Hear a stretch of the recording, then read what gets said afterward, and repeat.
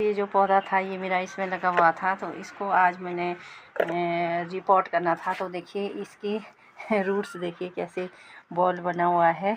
तो मैं ये सब रूट्स निकालने वाली हूँ, सब इसको कट करने वाली हूँ, तभी ये इतनी अच्छे से मेरा बढ़ नहीं रहा था। तो ये देखिए तो इस तरह से रूट बॉन्ड हो जाती है फ्रेंड। तो इसको टाइम टाइम पे रूट फिलिंग मतलब इसको रिपोर्ट करते रहिए। तो ये जो रूट्स है इनको काट दीजिए, तभी पौधा बहुत अच्छे से चलता है। तो मिट्टी में ना के बराबर है सारा रूट्स का ये बॉल बना हुआ है, ये देखिए। Thank you for watching.